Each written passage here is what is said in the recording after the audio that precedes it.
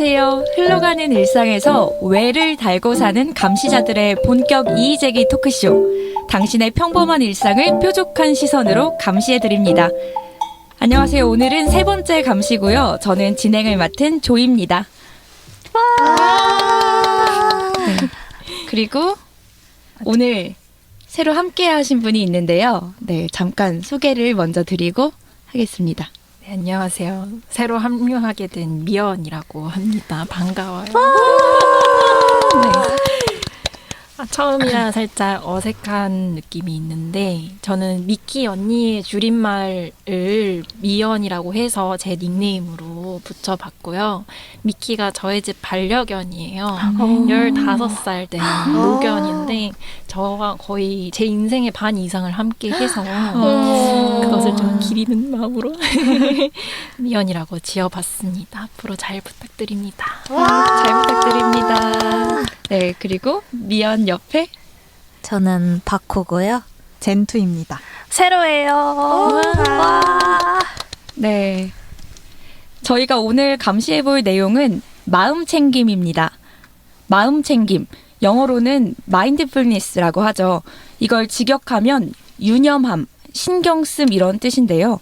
그러니까 지금 내 마음이나 감정, 생각 또는 내 신체가 어떤 상태인지 집중해서 살펴보는 거라고 생각하시면 될 것 같고요. 또 더 나아가서 나를 돌보는 행위 자체를 말할 수도 있어요.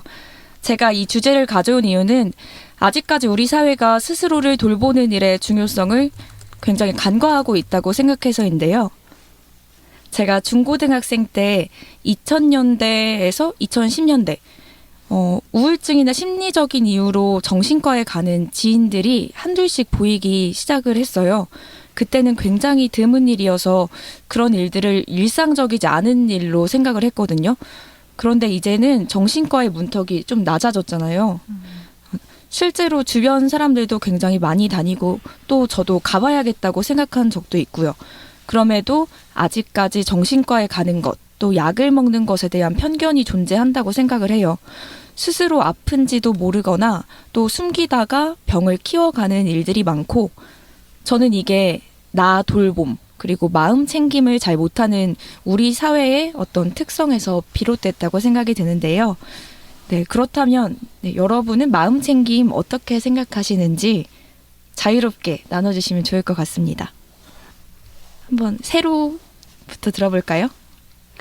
저는 근데 마음 챙김이 되게 중요한데 한국 사회에서 특히 안 된다고 생각해요. 왜냐하면은 한국 사회에서는 마음을 챙겨야 하는 사람이 나약한 사람이라는 인식이 있어서 더 그런 것 같은데 특히 회사 생활이 제일 그렇다고 생각하거든요. 왜냐하면 마음이 자주 다치는 곳이 회사인데 마음을 챙긴다는 이유로 회사 생활에 지장이나 뭐 차질이라고 보는 그런 문제들이 생기면 다들 버티는데 왜 너만 유독 그러냐는 핀잔이 오기 마련이죠. 그래서 뭐 정신병원에 대한 인식이 부정적으로 된 것도 마음에 대한 인식이나 사고가 되게 유별나다, 독특하다 이런 고정관념 때문에 더더욱 멀어지게 한다고 생각합니다. 저도 그 나약한 사람으로 보는 편견이 있다라는 새로 의견에 동의를 하는데요. 그 우리나라 사람들이 자주 하는 말이 있잖아요. 남들 다 그러고 산다. 너만 힘든 거 아니다. 너보다 더 힘든 사람들 많다. 정말 그런 말을 좀 들으면 왜 그냥 그 사람이 힘들다 하는 그런 감정이랑 상황을 그 사람만의 상황, 그 사람만의 것으로 받아들이지 못하나 그런 생각이 들더라고요. 근데 그런 생각들이 좀 많다 보니까 개인 스스로도 이 정도 가지고 그러면 안 돼. 이건 아무것도 아니야 하면서 그런 마음 챙김을 잘 못하는 사회인 것 같습니다. 진짜 맞는 것 같아요. 그 힘듦 자체도 비교를 하는. 너무 잔인하다. 너의 힘듦을 비교해요? 힘듦은 내 거보다 작아. 이렇게 보게 되니까. 맞아요. 근데 요새 서점 가면은 심리학 책 그런 거 되게 많이 보이잖아요. 그래서 마음 챙김이 안 되고 있는 것도 사실이지만 반대급부로 좀 마음 챙김에 대한 청년들의 관심이 높아지는 것도 사실 아닐까 싶습니다. 뭔가 미숙하게나마 마음 챙김이라는 걸 시도해 보려는 움직임 같은 게 있는 것 같아요. 과거에는 정신건강의학과를 방문하는 게 다소 좀 이상하고 비정상적인 일처럼 카테고리가 됐는데 요새는 감기에 걸리면 이비인후과 가는 게 당연해지듯 마음이 아프면 정신건강의학과에 가는 게 당연해진 세상이 오고 있는 거 아닌가 이런 생각이 듭니다. 제가 개인적으로 블로그를 운영하고 있는데 거기에 PMS 때문에 정신의학과에 한번 처방을 받은 과정을 포스팅한 적이 있어요. 근데 정말 많은 여성들이 저한테 댓글을 주고 용기를 얻었다. 나도 한번 방문해보겠다라는 댓글을 주셨거든요. 그런 게 하나의 시도 아닌가 이런 생각이 들었습니다. 혹시 PMS에 대해서 조금 여쭤봐도 괜찮을까요? 네. PMS라는 네. 것은 네네. 네, 여성의 월경 전에 한 일주일 정도 가임 기간이 있어요. 그때 여성의 호르몬이 그 자신의 정신적인 건강 상태에 영향을 미치는 게 PMS이거든요. 그것에 정신의학과적 증상이 좀 더 강조된 거를 PMDD라고 하는데 저는 PMDD를 진단받아서 이제 세로토닌 재흡수 억제제 그거를 먹었었습니다. 이렇게도 병원에서 약을 처방을 해줄 수 있군요. 네, 정신과에서. 신기하죠. 저 몰랐어요. 네. 그래서 다들 산부인과를 가는 게 맞다고 생각을 하시더라고요. 네. PMS면. 근데 오히려 정신의학과에서 그 해결책을 얻을 수 있다는 점이 저도 여성의 몸에 대해서 더 많이 연구해야 되는 거 아닌가 이런 생각이 들었어요. 너무 도움이 되는 이야기인데요. 그러게요. 저도 그 월경 전에 네, 생리 전에 굉장히 조금 예민해지고 맞아요. 감정적으로 절 다스리려고 일부러 막 일기를 많이 쓰고 감정 폭이 너무 맞아요. 네, 왔다 갔다 하니까 근데 이게 약으로 어느 정도 효과가 있으면 저도 한번 들러보는 게 좋을 정말 것 같네요. 추천합니다. 되게 작은 약 소량이거든요. 제가 설명 듣기로는 중고등학생들도 처방받는 용량이었는데 그게 일상을 정말 많이 변화시킨다. 이렇게 또 알아갑니다. 그러네요. 그럼 좀 본격적으로 어떻게 하면 우리 마음과 몸을 잘 돌보고 또 면역을 키워갈 수 있을지 이야기 나눠보고 싶은데요. 각자의 경험이나 팁이 있다면 어떤 게 있을까요? 우선 저부터 말하자면 저는 방금 말씀드린 일기 쓰기를 정말 사랑합니다. 네. 일기를 꾸준히 쓴 지 지금 한 4년째 되는 것 같은데요. 우리 초등학생 때는 방학 숙제로 막 벼락치기 하듯이 하루 만에 막 30개씩 쓰고 그랬었는데 하루에 30개요? 날씨 찾아보고. 네, 어머 너무 정확해. 디테일하시네. 너무 정확해요. 네, 맞아요. 일기예보 막 보고 했었는데 제가 대학생 때부터 그리고 최근까지는 자발적으로 일기를 꾸준히 쓰려고 노력을 해왔어요.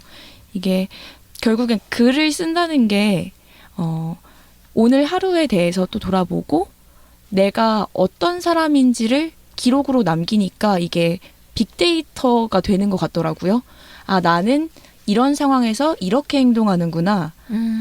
나는 이럴 때 이런 감정을 느끼는구나. 이렇게 나를 좀 제3자의 시선으로 조망을 할 수 있어서 저는 이게 마음을 돌보는 데 굉장히 도움이 됐고요. 그리고 저는 홈트를 사랑하는데요. 네. 그래서 여러분께 또 추천드리고 싶은 분이 있는데 에일린 요가라는 유튜버가 있는데 네. 이거 어디 뭐 후원받거나 한 거 아니고요.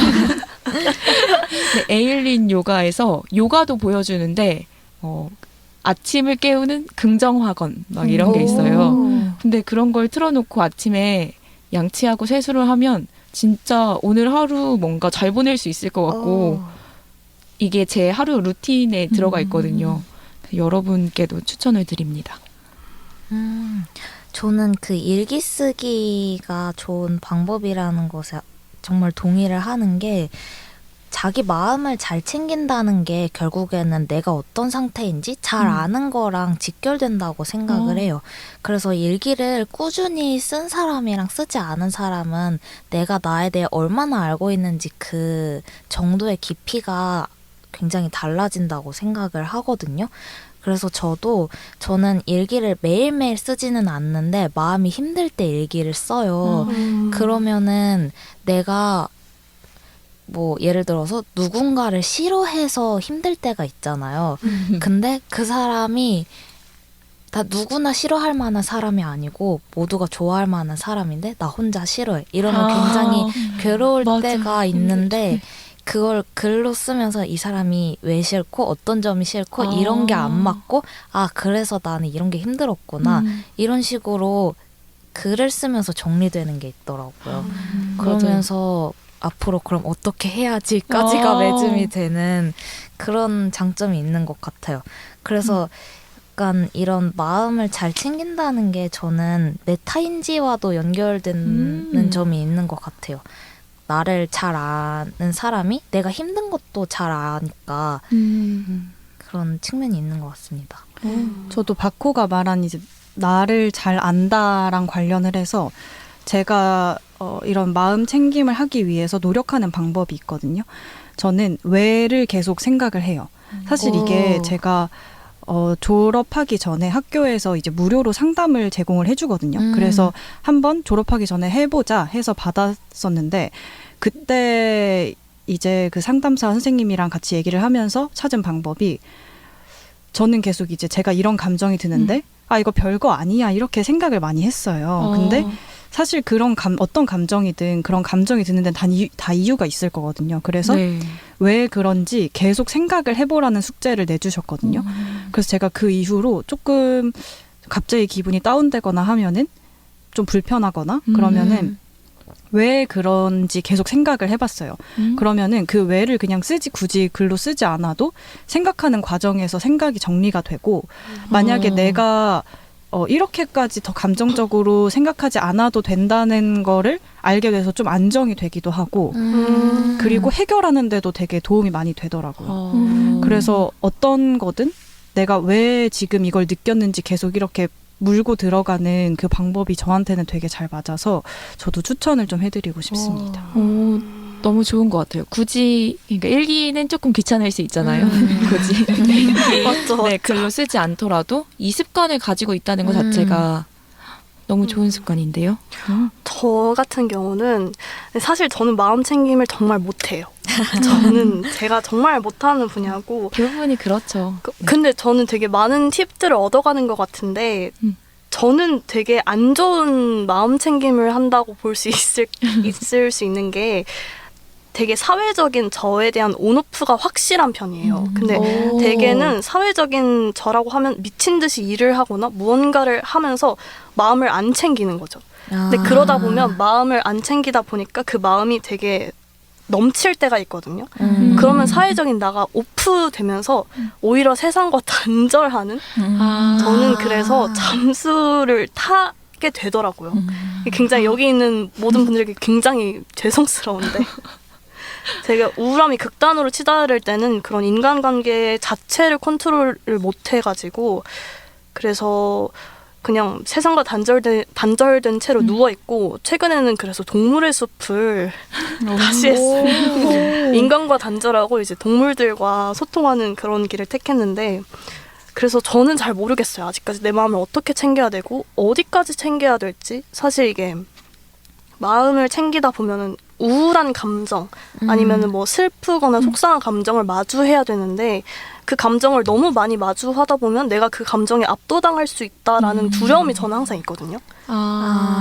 내가 더 우울해질까봐, 네, 더 그렇죠. 무기력해질까봐. 그리고 저는 사회적인 나에 대한 중요성이 되게 센 사람인데 그걸로 인해서 내가 일을 하지 못하게 되면 어떡하지? 라고 생각해서 그래서 대부분의 현대인들도 저처럼 마음을 못 챙기는 것 같아요. 맞는 이야기 같아요. 뭔가 사회적으로 바라는 나의 모습이 있는데 내가 그 역할을 훌륭히 해내기 위해서 뭔가 내 일상적인 부분이 사회적인 거에 영향을 못 미치게. 그렇죠. 챙겨야 될 텐데. 근데 지금 세로는 자기 자신에 대해서 이렇게 말을 할 수 있잖아요.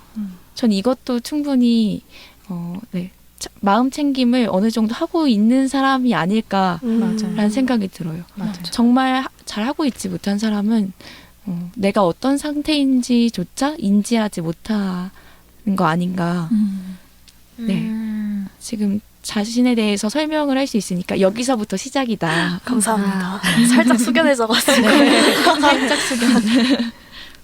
저는 세로가 온오프를 한다고 했잖아요. 근데 저는 오히려 온오프가 잘 안 되는 사람이거든요. 항상 온인 상태. 약간 과부하 걸려 있는 상태고 제가 또 MBTI가 N이에요. 생각을 한번 하기 시작하면 계속 잡생각이 들고 그게 긍정적인 생각이면 긍정적인 쪽으로 나아가지만 부정적인 생각에 한번 매몰되면 정말 나를 잡아먹는 그런 생각에 계속 빠지게 되더라고요.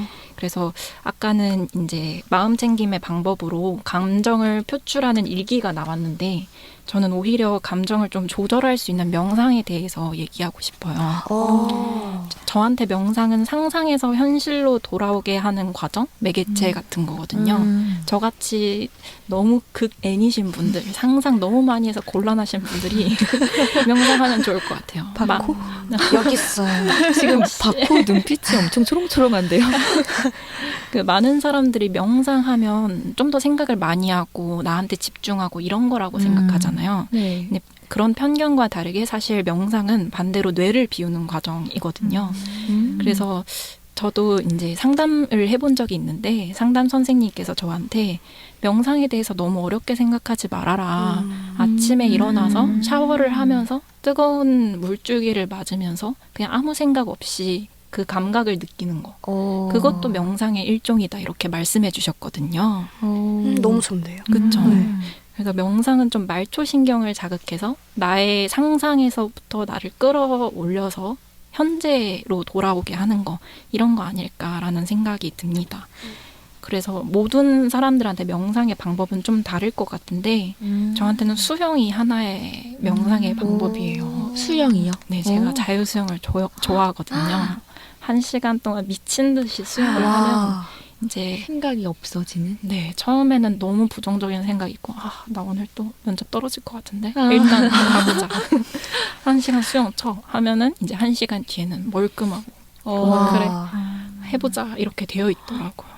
이런 방법이 혹시 다른 분들도 있으신지 궁금합니다. 저도 좀 비슷한 방법이긴 한데 저는 뛰거든요.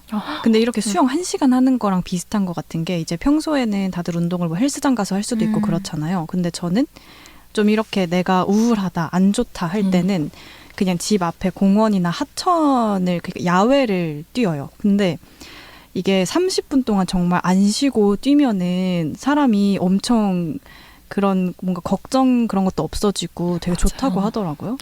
그래서 저도 이제 실제로 그렇게 해보는 편인데 그게 정말 좋아서 꼭 다들 해보셨으면 좋겠어요. 저 젠틀. 역시 근육 젠틀. 아유, 체력이 다들 너무 굉장하신 거 아니에요?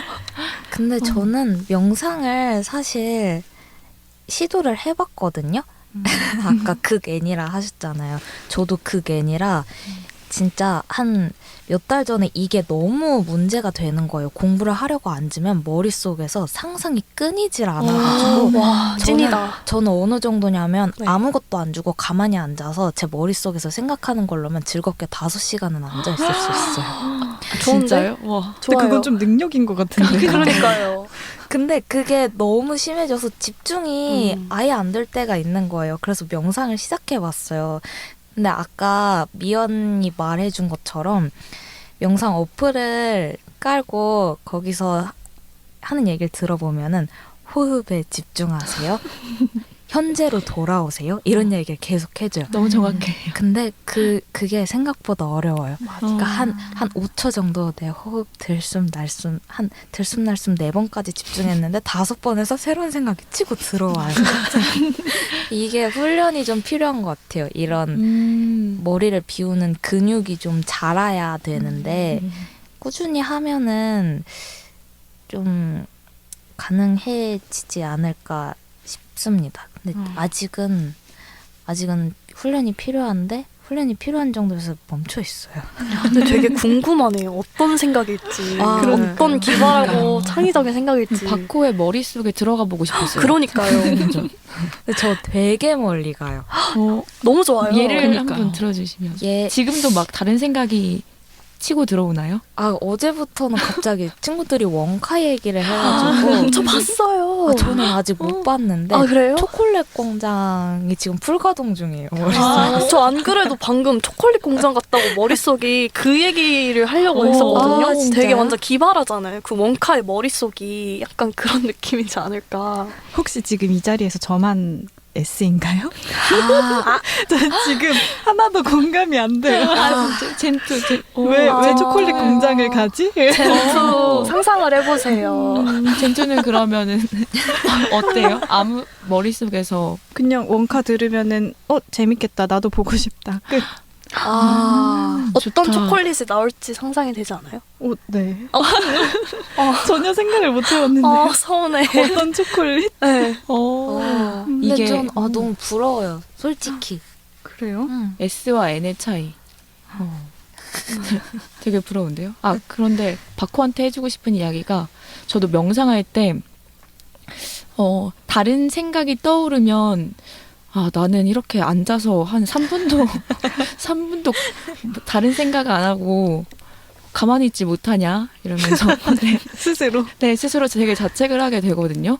근데 그럴 필요가 전혀 없는 게 또 제가 들었던 다른 명상 지도 영상에서는 여러분의 머릿속에 떠오르는 생각을 자연스럽게 내버려 두세요.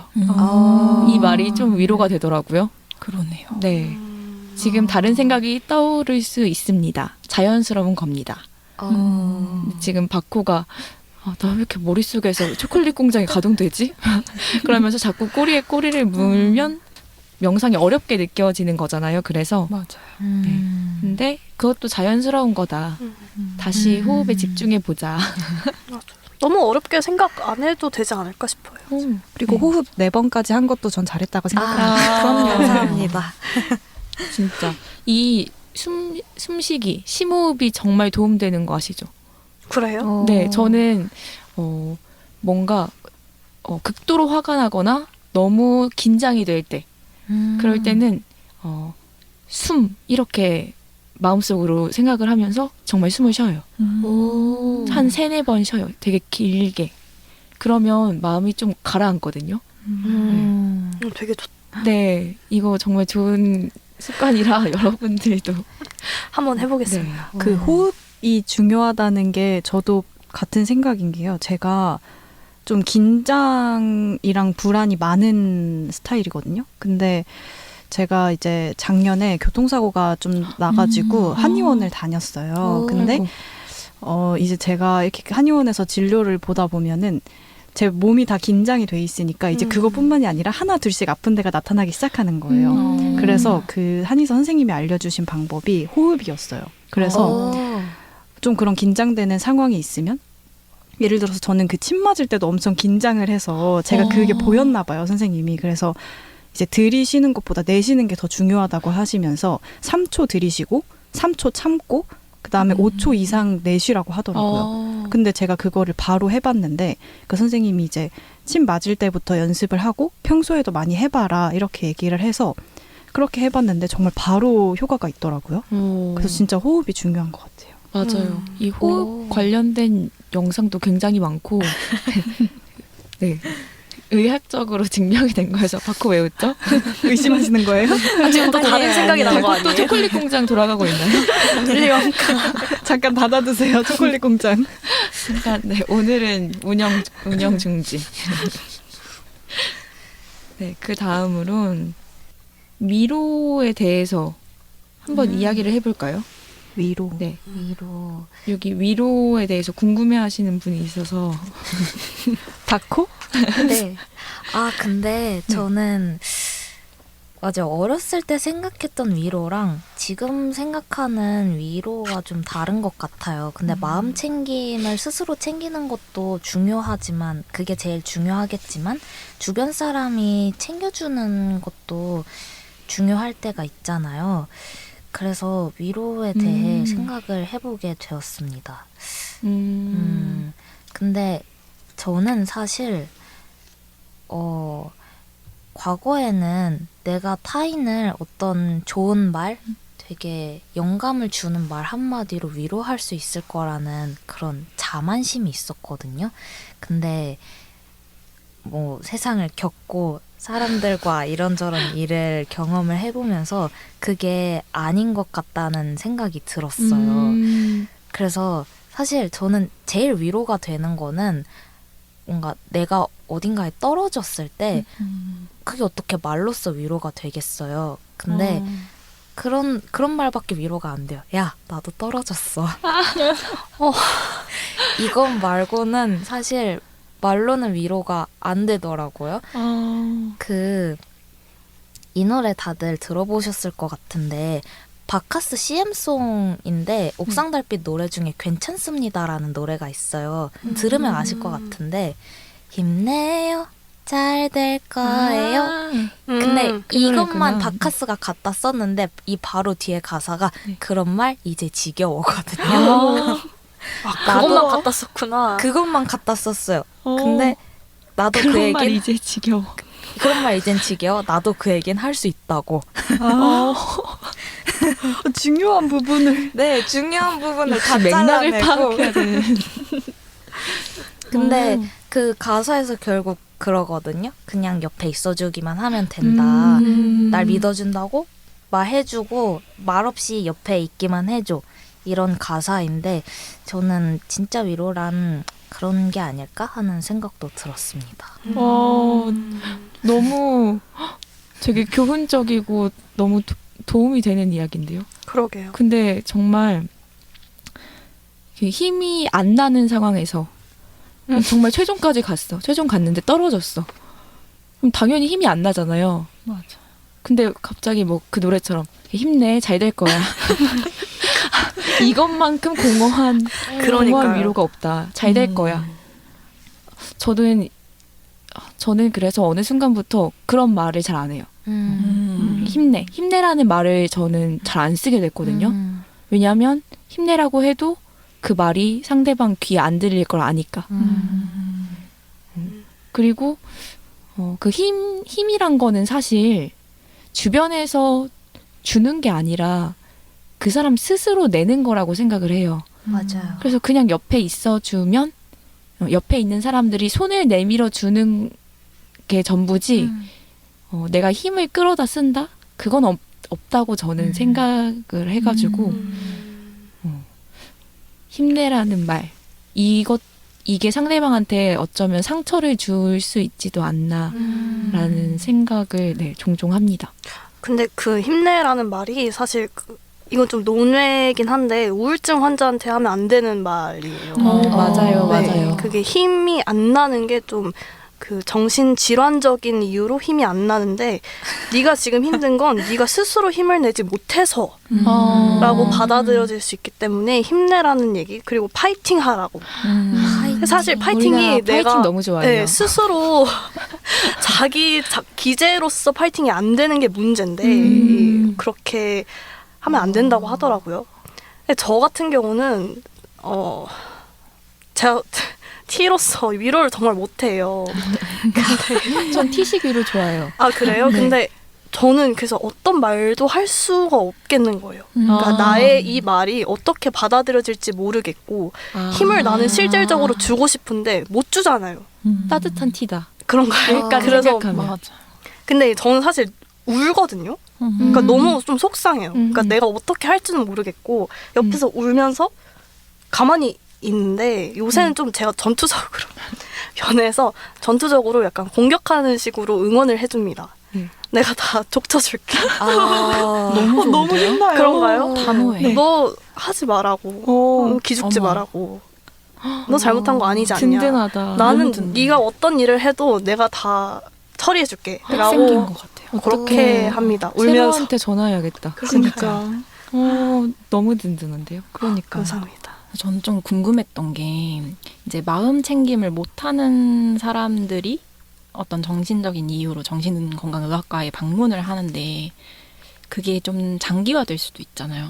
요새 20대 청년들의 뭐 이를테면 식이장애 문제라던가 아니면 우울증이 좀 극단적으로 심해져서 어떤 극단적인 선택을 하려고 자꾸 시도한다던가 이런 게 사실 저한테는 좀 힘들더라고요. 그런 사람들을 어떻게 위로하고 대해야 할지. 그래서 혹시 주변 분들 중에 그런 분들이 있었는지, 그리고 어떤 식으로 위로를 건네는 게 맞을지 궁금했어요. 왜냐하면 저는 그런 친구들이 나아지길 바라는 마음이 너무 큰데 이 마음을 드러내는 것 자체가 그 사람들한테는 조금 힘들 수 있겠다 싶더라고요. 뭐 한두 번은 나는 너가 좀 더 좋아지고 건강해졌으면 좋겠어라고 말할 수 있는데 그걸 10번 하면 사실 그 사람도 힘들 수 있잖아요. 그렇죠.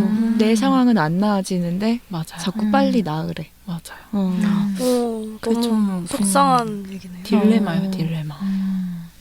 저는 만약 그런 사람이 주변에 있으면 그냥 바코가 말한 대로 또 세로가 말한 대로 옆에 있다. 나는 어디 가지 않는다.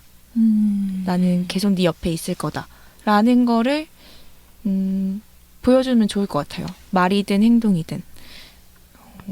제가 이거 너무 사적인 이야기긴 한데 저희 언니가 우울증으로 좀 굉장히 오랫동안 약을 먹었었는데 제가 아무것도 모를 때 중학생 때 저는 되게 파이팅 넘치는 아이였거든요. 엄청 선천적으로 좀 낙천적이고 긍정적이고 그래서 언니한테 자꾸 막 언니 힘내 언니 힘내 언니 다 나을 수 있을 거야 막 그걸 포스트잇에 붙여가지고 언니 책상에 붙여놓고 근데 이게 얼마나 그 사람한테는 상처가 됐을까 지금은 네 생각이 들더라고요. 그래서 내가 그때 어떻게 했으면 좋았을까라는 생각을 하면 그냥 밥 먹었는지 물어보고 약은 잘 먹었어?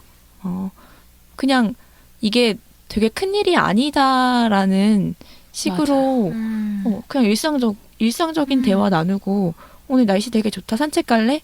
그냥 이렇게 대해주는 게 좋지 않을까 생각이 들더라고요. 담백하게. 네, 담백하게. 너무 이거를 문제로 바라봐서 막 맞아요. 되게 얘를 돌봐줘야 될 것처럼 여기는 것도 아니라고 생각이 들고요. 맞아요. 저는 이 담백하게 받아들이는 게 되게 좋은 것 같은 게 저는 주변에 상담받으러 다니는 친구들이 몇 명 있거든요. 근데 그런 얘기를 들었을 때 엄청 건조하게 받아들이려고 의식적으로 좀 노력을 해요. 뭐 예를 들어서 나 어제 받으러 갔다 왔어. 친구가 이런 얘기를 하는 건 좀 큰 마음을 먹고 꺼내는 거잖아요.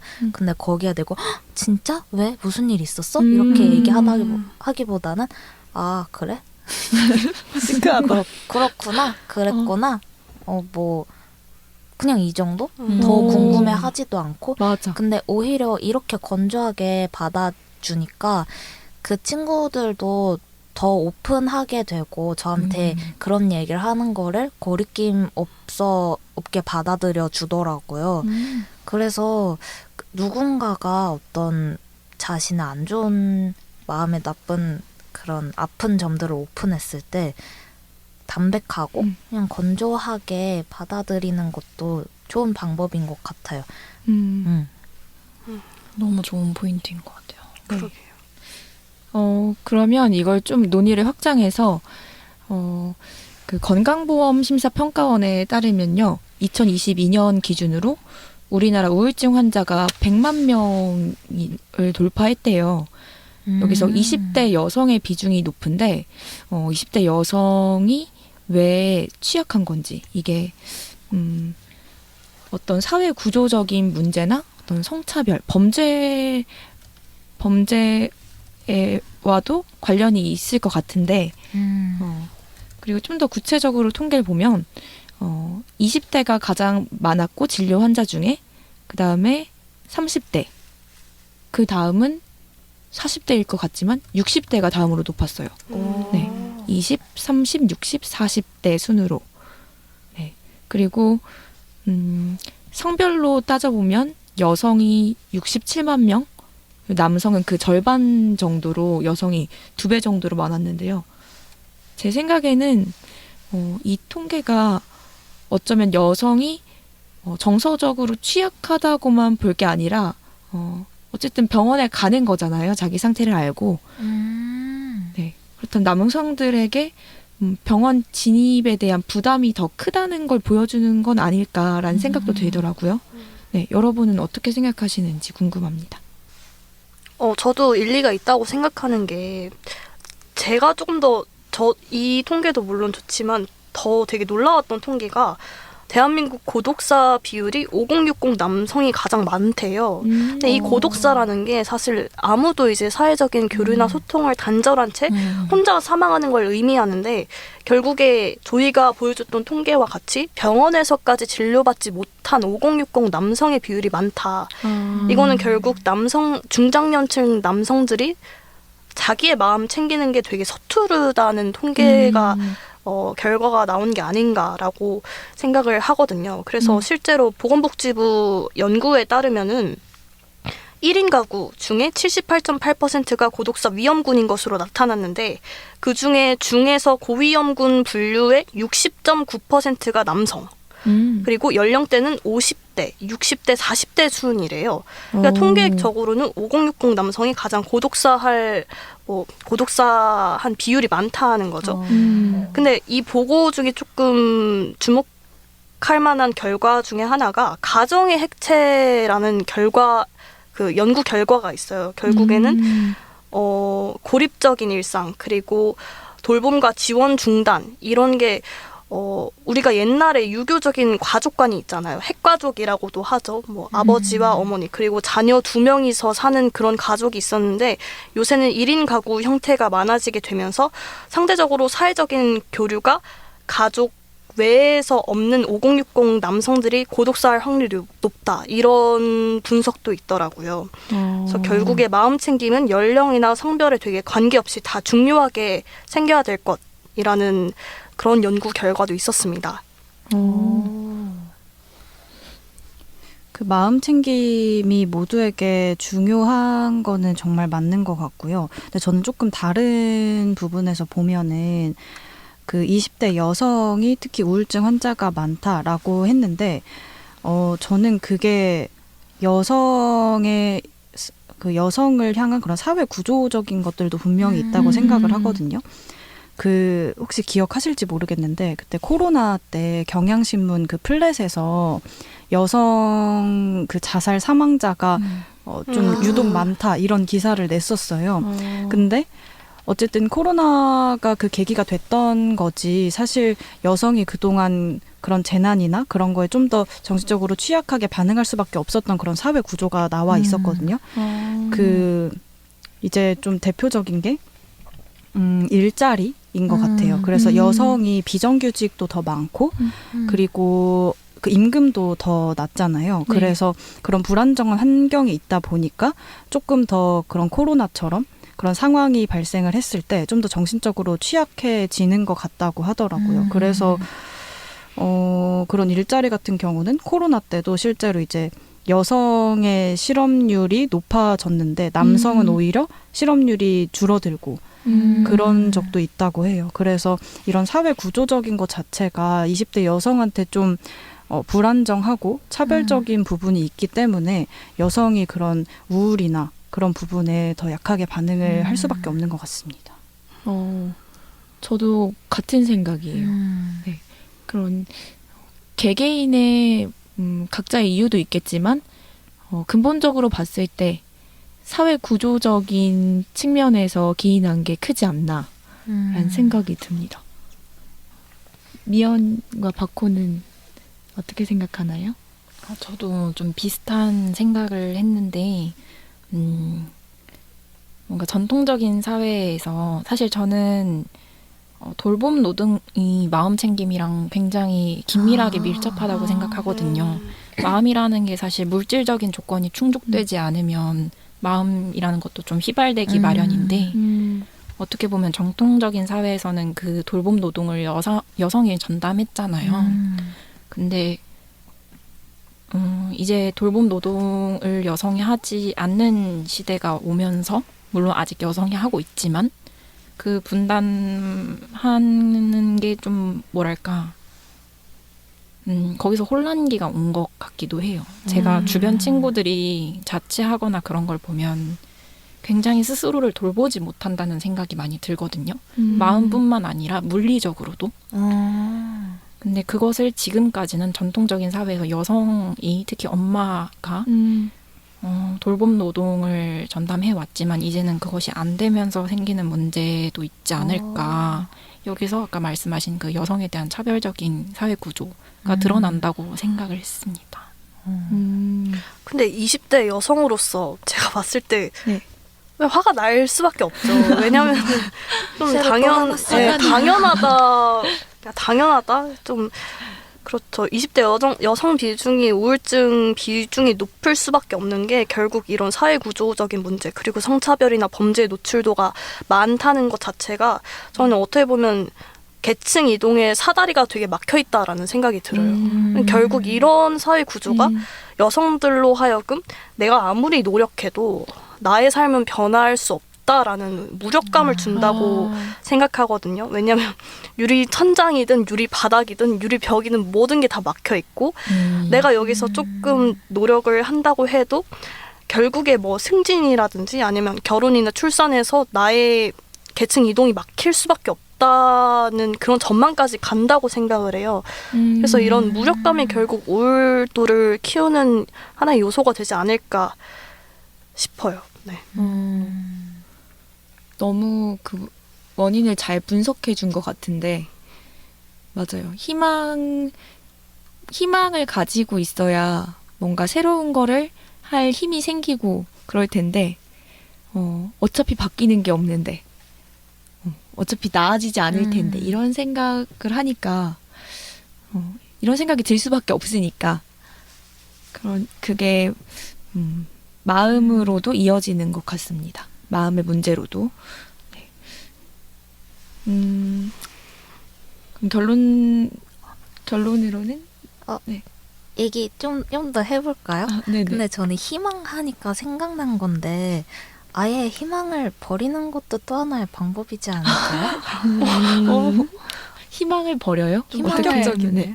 그 박찬욱 감독의 영화 중에 망한 영화인데 사이보그지만 괜찮아라는 영화가 있어요.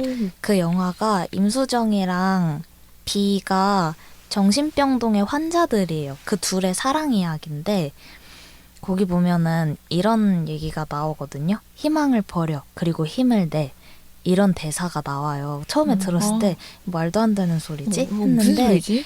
곱씹을수록 그런 얘기가 아닐까 싶어. 희망 없이도 힘을 내는 방법?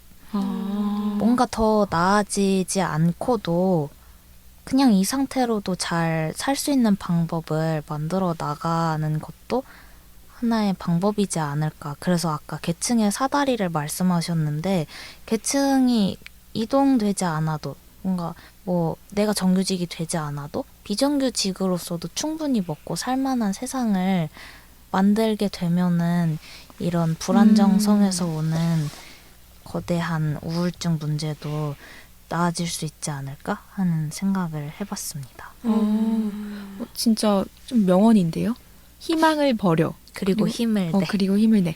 저는 이 말이 전하는 의미가 그러니까 나의 이상과 현실의 괴리가 크면 거기서 이제 힘이 드는 거잖아요. 맞아요.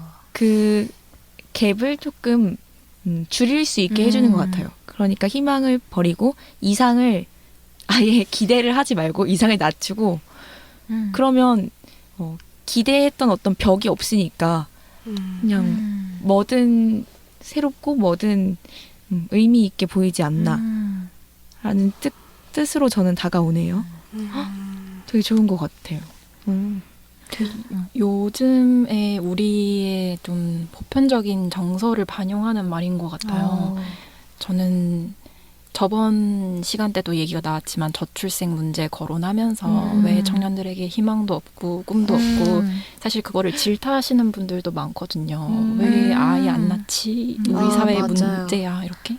근데 그게 오히려 청년 세대에게서는 희망이 없지만 어떻게든 살아보려는 몸부림일 수도 있을 것 같아서 그렇죠. 방금 그 말이 저한테는 너무 좀 관통하는 문장이지 않았나라는 생각이 들었습니다.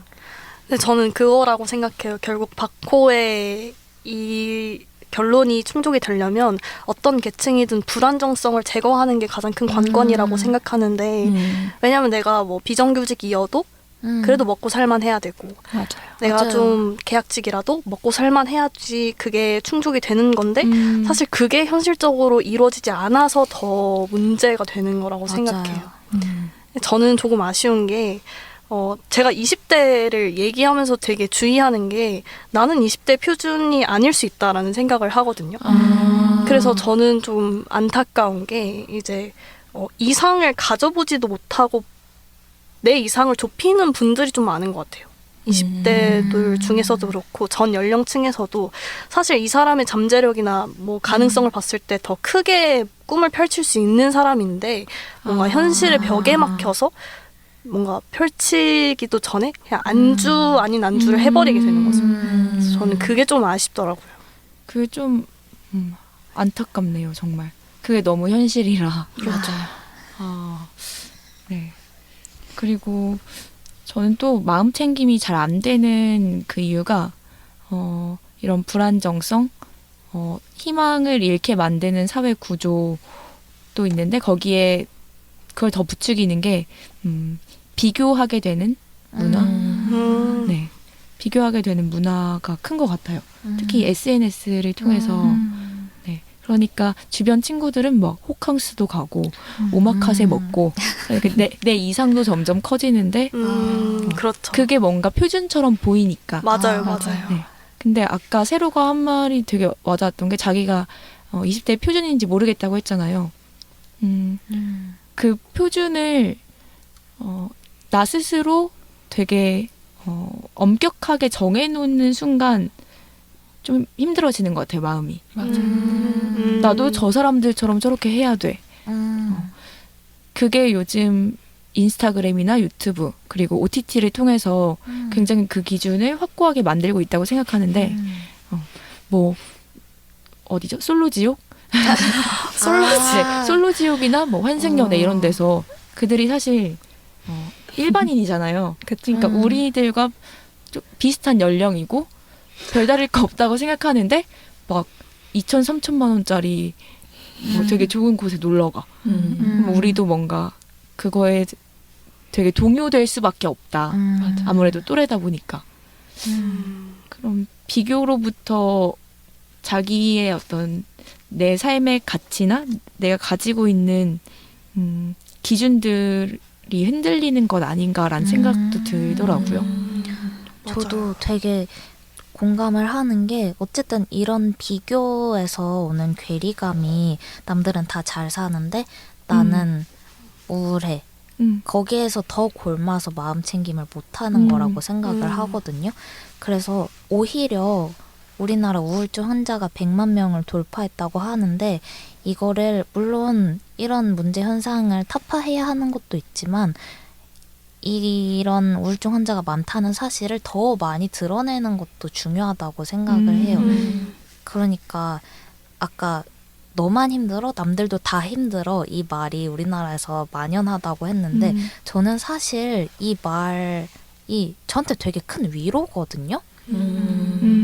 나만 힘든 게 아니라 남들도 다 힘들어. 다행이다. 이거 불행 배틀? 다행이다. 불행 배틀 아닌가요? 그러니까 그런 거죠. 남들은 다 파라다이스 호텔 가고 오마카세 먹고 그러는 것처럼 보이지만 사실은 다 똑같다. 이렇게 생각을 하면은 저는 그게 위로가 되더라고요. 저희 할머니가 자주 하시는 말인데 저는 이 말이 제 인생을 관통하는 위로의 문장이라고 생각을 해요. 뭐냐면 101호 102호 문 열어보면 다 똑같다. 이 말을 자주 하시거든요. 101호 102호 문 열어보면 다 똑같다. 오, 너무 그러네요. 명언인데요? 그러니까 사실 모든 가정에는 문제가 있고 모든 사람의 마음속에는 골문 구석이 있고 다 잘 사는 거 아니고 누구나 우울할 때가 있고 그런데 그거를 아. 좀 인지를 하고 생각을 해보면 저 사람들 다 행복한 것 같아 보이지만 사실은 나만 힘든 건 아니야. 이렇게 생각을 하는 게 도움이 될 때도 있더라고요. 오, 저는 설득됐어요. 저도요. 네, T 설득 완료. 완료. 맞아. 이게 그러니까 내 문제가 나만의 것이 아니라 맞아요. 약간 보편적인 거라고 생각하면 이게 심각성이 조금 줄어드니까 사실 거기서부터 위로가 되는 것 같아요. 힘들 때 그냥 힘든 것보다도 나만 힘들어. 이게 더 괴롭다고 생각을 해요. 남들은 괜찮은데 나만 지질거리고 있어. 지질거리고 있어. 남들은 다 잘 되는데 나 혼자 허섭쓰레기야. 이런 생각이 가장 힘들다고 생각을 하는데 나만 힘든 게 아니다. 생각해보면 또 괜찮아지지 않을까. 어떤 부분에 있어서는. 맞아요. 사실 뭐 저도 오늘 앞에서 계속 호흡법 얘기하고 뛰라고 하고 왜 하라고 하지만 저도 뭐 집에 가면은 우울해 하고 아무것도 안 하고 누워 있을 때도 많고 다 똑같은 거니까. 맞아요. 그럼요. 저도 막 엄청 긍정적이어 보이고 항상 웃고 있어서 저는 가만히 있는데 왜 웃고 있냐요. 근데 저도 막 집에서 너무 막 우울하거나 하면 한동안 안 나올 때도 많고 저는 약간 밖에 나가야만 하는 사람인데도 네 그렇게 우울할 때 한없이 우울할 때도 많고 진짜 당신만 그런 게 아니다. 나만 그런 거 아니다. 다 그렇다. 라는 생각 너무 중요한 것 같아요. 그 한국 사회에서 너만 힘든 거 아니야 했을 때 부정적인 거는 이제 그 상황을 인정해주지 않는 게 문제인 것 같아요. 맞아요. 저 갑자기 생각났는데 그 우리가 좀 행복 배틀을 하는 경향이 있잖아요. 누가 그렇죠. 누가 더 행복해? 누가 더 돈 잘 벌어? 이런 경향이 있는데 저는 그게 우리 사실 사회가 그런 것 같아요. 그게 그 인스타그램의 특성상 그럴 수도 있다고 생각하거든요. 이제 사진으로 보여줘야 되잖아요. 네. 근데 사진으로 나의 절망을 보여줄 수 없잖아요. 내가 우는 모습 셀카 찍어서 올릴 수 없잖아요. 나 오늘 좀 슬픈 듯? 이거 올릴 수 없잖아요. 나 오늘 밖에 안 나간 지 그쵸. 3일째. 그런 거. 그 사진으로 나의 일상을 보여줘야 하는 그 매체의 특성상 어쩔 수 없이 나의 절망은 감추게 되고 나의 행복만 드러내게 되는 것 같거든요. 제가 블로그를 엄청 좋아하고 블로그 설파자예요. 여러분 다들 블로그 하세요. 서로 이혼. 서희 취해야겠네요. 블로그 하면 진짜 자연스럽게 글을 적다 보면 좀 다양한 면면들을 나누게 돼서 오히려 좀 더 솔직하게 진솔하게 내 얘기를 꺼내는 순간 그게 다른 사람한테 위로가 되기도 하고 나 오늘 좀 힘들었는데 그래도 한번 이겨보려고 일상 나누는 순간 저도 그렇게 하려고요. 이렇게 마찰하는 과정이 있는 것 같아요. 그래서 인스타그램이라는 그 사진으로 일상을 대표해야 되는 그 매체의 특성이 저는 개인적으로 좋아하지 않습니다. 네. 저는 여기서 더 받고 제가 이용하진 않아요. 절대 이용하진 않는데 옆에서 하는 걸 본 적이 있었던 게 연애 어플리케이션이었거든요. 연애 어플리케이션. 그게 이제 요새 이 앱으로 사람들을 매칭시켜서 뭐 채팅을 하게끔 하고 근데 그 매칭의 기준이 사진이에요. 틴더 같은 거. 얼굴 네, 맞아요. 틴더 얼굴 맞나? 사진? 근데 이제 그게 다 달라요. 차 본인이 내가 뽐내고 싶어 하는 게 제일 먼저 보이잖아요. 그래서 저는 옆에서 하는 거 봤더니 어떤 분께서 본인의 아주 우락부락한 못내야 여기는 이제 무언가 고가의 시계 이야. 그리고 여기에는 지갑 그 뱀 그려진 어머. 지갑과 어머, 자켓까지 노골적이네. 요렇게 사진을 찍은 거예요. 정말 보여주고 싶은 거에 총 집합체네요. 정말 부자연스러운 다 모아서 찍어. 이러고 사진을 찍었는데 합성 얘는 또 아닌가요? 좋아요를 누르고 있더라고요. 너는 왜 좋아요 눌러요? 좋아요를 그런 게 이제 그 인스타그램의 약간 어떤 SNS 상의 폐해가 아닐까. 그런 사진 생각을 보면 의도가 너무 노골적이잖아요. 좀 거부감 들지 않아요? 오히려? 거부감이 들죠. 옆에서 봤을 땐 그쵸. 얘가 왜 이거를 이렇게 누르나. 또 어떤 분은 의사 가운을 입고 찍은 어머, 거예요. 어머. 이야. 자신의 직업을 네. 과시하기 위해서. 저는 어디까지 까는지를 모르지만은 의사나 약간 법복도 있었어요. 근데 이거 아찔하네요. 사실 위조할 수도 있지 않나요? 그럼요. 잠깐. 요새 세상 얼마나 무서운데. 진짜 그 이미지와 영상이 주는 그 힘, 우리의 생각을 바꾸게 하는 그 영향력이 굉장히 큰 것 같고, 여러분 그거 아시죠? 그 어플 중에서 이제 카카오톡보다 사람들이 유튜브를 더 많이 사용한다고. 어머. 와. 네, 그 월간 이용자 수에서 유튜브가 제쳤더라고요. 유튜브가 이겼어요, 카카오를. 왜죠? 그만큼 사람들이 유튜브로 소통도 많이 하고, 오히려 소통을 안 하는 게 아닐까요? 오히려 소통이 단절되는. 네, 채팅 나의 일방적인 이제 댓글만 쓰는. 그럼 더 문제네요. 소통은 안 그러네요. 하고 주임만 받는 거잖아요. 영상으로. 네, 그런 이미지나 영상에 뇌가 젖어드는. 오늘 참 많은 걸 깨닫고 갑니다. 그래서 블로그를 하자. 이미지보다는 좋습니다. 글이 중심이 되니까. 블로그에는 그런 거 올릴 수 없거든요. 사진 찍고 막 롤렉스 차고 이런 거 올릴 수 없거든요. 너무 노골적이에요. 네. 좋네요. 블로그 문화. 좋습니다. 근데 저는 좀 궁금한 게, 우리가 마음 챙김에 대해서 얘기를 했잖아요. 근데 그런 지금 뭔가 너만 그런 거 아니야 하는 그런 문화를 바꾸는 것도 물론 중요하지만 좀 사회적으로 어떤 방법이 있을지 좀 궁금하거든요. 왜냐면은 사실 작년에 그 무차별 범죄가 많이 맞아요. 문제가 됐었잖아요. 근데 그것도 사실 청년들이나 뭐 노년층일 수도 있지만 그런 우울증 그리고 고립, 은둔 그런 문제가 또 여러 원인 중에 하나가 될 수 네. 있다 이렇게 얘기가 나왔어요. 그래서 좀 그런 사회적인 문제를 줄이기 위해서도 이제 이런 마음 챙김이 좀 사회적이고 정부 차원에서 뭔가 해결이 이루어질 때가 아닌가 하는 생각이 들었거든요. 그래서 좀 어떤 방법이 있을지 궁금하더라고요. SNS를 금지하면 안 될까요? 극단적으로. 극단적으로. 근데 저는 이 SNS가 소통의 창구라고 생각하지 않아요. 그러니까 어떠한 뭔가 사회적 표준을 보여주는 거고 댓글로 소통 솔직히 안 되잖아요. 안 사실 되죠. 소통은 면대면으로 대화하면서 해야 되는 건데 우리가 카카오톡 뭐 X 쓰면서 오히려 뭐 비대면으로 만난다는 것도 이상해요, 사실. 비대면으로 뭐 댓글 쪼가리 달고 이게 전부인데 저는 사실 SNS의 폐해가 훨씬 크다고 생각하는 사람으로서 없어도 될 것 같아요.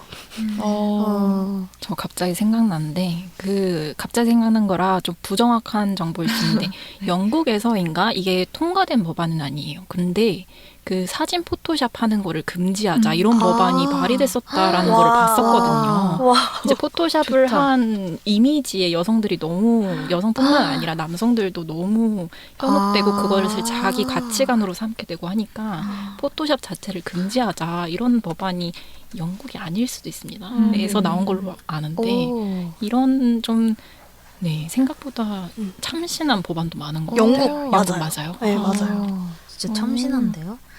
좋은데요? 극단적인 얘기 나왔으니까 네. 또 극단적으로 너무 해결 좋아요. 방안이요? 네. 네. 초등학생 때까지 일기를 쓰잖아요. 아, 일기를 대학생까지 쓰게 하는 거예요. 아. 근데 일기가 정말 좋다고 아까 말씀을 드렸잖아요. 네. 그러니까 검사는 안 맡아도 돼요. 선생님께 아. 피드백은 받지 않되 이제 각자 나라에서 일기장 나눠주고 쓰도록 어떻게든 강제를 하는 거죠. 좋네요. 좋은 것 같은데 요새 일기 문해력 쓰면. 문제도 있고. 아, 그러니까요. 참신한 방법. 일타쌍피 너무 좋네요.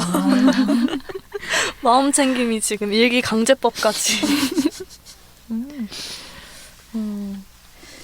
아니면 저는 상담을 아. 정신과 상담이나 어쨌든 상담이 보험 처리가 가능해지면 좋을 것 같아요. 너무 중요한 현실적이고 부분. 좋다. 역시 S가 있어야 돼. 맞아. 그러니까요. N끼리 얘기하다가 S가 굉장히 극단 경쟁하고 있다가 S는 좀 현실적인가요? 아. 근데 이게 실제로 미국인가 어디 다른 나라에서는 그게 보험이 되는 걸로 알고 있거든요. 근데 사실 우울증 이런 것도 진짜 엄청 심각한 뭐 너만 가진 병이다 이런 게 아니라 정말 감기처럼 필요하면은 가서 상담받고 필요하면 약을 복용할 수 있게끔 그런 좀 보험이 되면 좋을 것 같아요. 그리고 그렇게 자연스럽게 이게 보험이 되고 하다 보면은 저는 인식도 바뀔 수 있다고 생각을 하거든요. 맞아요.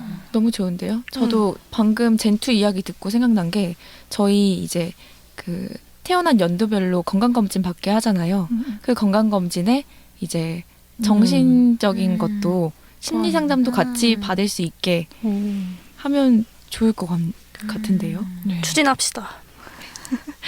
젠투를 추진할까요? 국회로? 맞아. 결국에는 개개인의 노력도 중요하지만 이게 사회적인 걸로부터 기인했다는 걸 부정할 수 없으니까 아니 그게 맞으니까 국가의 역할이 중요한 것 같아요. 정말. 그러면 네, 오늘은 저희 마음 챙김에 대한 이야기를 감시해 봤습니다. 인생은 불안과 외로움이라는 이 두 가지를 다뤄가는 과정이다라는 말을 들은 적이 있는데요. 제가 너무 이 이야기가 인상적이어서 기억에 오래 남는 말이에요. 내 마음의 상태가 지금 어떤지, 또 어떨 때 행복하고 슬픈지, 괴롭고 힘든지 스스로 알아채는 것만으로도 감정의 폭을 줄이고 일상을 균형 있게 살아가는데 도움이 되더라고요. 이걸 들으시는 모든 분들이 스스로와 더 친해지길 바라고요. 3번째 감시 마무리하겠습니다. 아, 그리고 곧 설인데 여러분 명절 스트레스로부터 너무 힘들어하지 않는 명절 보내시길 바랍니다. 여러분 모두 새해 복 많이 받으세요. 새해 복 많이 받으세요.